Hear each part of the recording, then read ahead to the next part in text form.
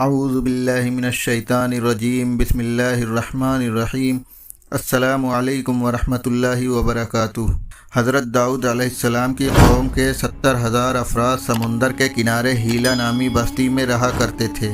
ان لوگوں کو اللہ نے ہزاروں نعمتوں سے نوازا تھا، لیکن جب راحت اور سکون آیا تو اللہ کی عبادت سے محروم ہو گئے اور اللہ کی مخلوقات پر ظلم کرنے لگے۔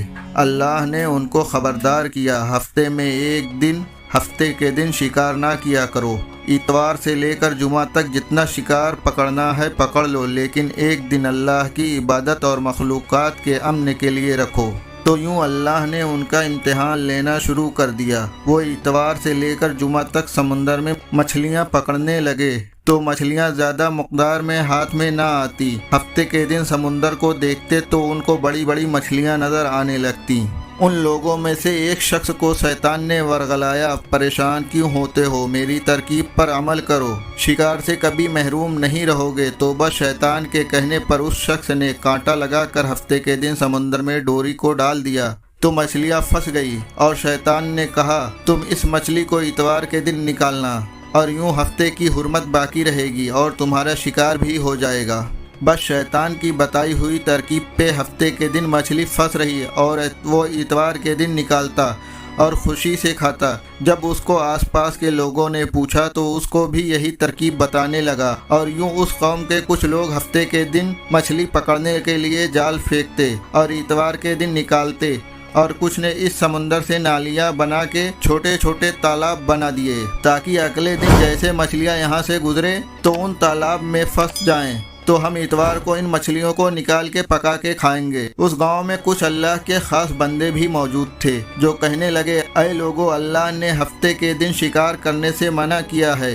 یہ جو تم جال پھینک دیتے ہو یا چھوٹے چھوٹے تالاب بناتے ہو، ان میں ہفتے کے دن اگر مچھلی پھنستی ہے، یہ شکار ہفتے کے دن کا ہوگا۔ اللہ کے عذاب سے ڈرو، اللہ کی نافرمانی نہ کرو۔ وہ لوگ ان لوگوں کا مذاق اڑانے لگے کہ ہماری جو مرضی ہوگی وہ ہم کریں گے۔ اب اس بستی میں 3 گروپ بن گئے۔ ایک گروپ میں 70,000 لوگ تھے جو بار بار نافرمان لوگوں کی اصلاح کرتے، دوسرے وہ جو ان لوگوں سے نفرت کرتے اور خاموشی اختیار کرتے، تیسرے وہ جو گمراہ ہو کر اللہ کی نافرمانی کر رہے تھے۔ تو یوں نیک بندوں نے اس بستی کے بیچ سے ایک دیوار کو کھڑا کر دیا اور یہ نافذ کیا کہ اللہ کی نافرمانی کرنے والے اس طرف ہو جائیں، اور جو ہم اللہ کے فرما بردار ہیں وہ اس طرف رہیں گے۔ وہ سارے لوگ بار بار یہ کہتے رہے، اے لوگو، اللہ سے ڈرو۔ قوم سمود اور قوم لوط کا جو حشر ہوا اس کو یاد کرو، اللہ کی نافرمانی نہ کرو ورنہ تم پہ بھی کوئی عذاب آ جائے گا۔ وہ سارے نافرمان جن کی تعداد تقریباً 12,000 تھی، وہ ہنستے رہے، یہ تو سب کتابی باتیں ہیں،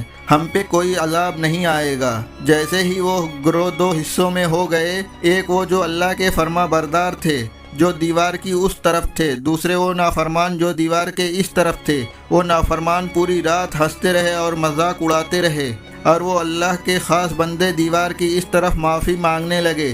بس جیسے ہی صبح ہوئی، وہ نیک انسان اٹھے، انہوں نے کہا دیوار کے اس طرف سے کسی انسان کی آواز نہیں آ رہی ہے۔ جیسے ہی دیوار کی اس طرف چڑھ کر دیکھنے لگے، سارے کے سارے لوگ بندر کی شکل میں تبدیل ہو گئے تھے اور بندروں کی حرکت کو انجام دے رہے تھے۔ وہ جو لوگ ان دیوار سے بندروں کو دیکھ رہے تھے، ان نیک لوگوں میں سے جو ان کے رشتہ دار تھے، انہوں نے ان بندروں کو ان کے کپڑوں سے اپنے رشتہ داروں کو پہچانا اور چیخ کے رونے لگے اور اللہ سے معافی مانگنے لگے۔ جب اللہ کا عذاب آتا ہے تو وہ ہو کے رہتا ہے، اور وہ 12,000 لوگ جو بندر بن چکے تھے کچھ بھی کھا پی نہیں پا رہے تھے، اور وہ 3 دن بعد اس عذاب میں آ کر مر گئے۔ بے شک اللہ ان بندوں کو پسند نہیں کرتا جو اللہ کی نافرمانی کرتے ہیں۔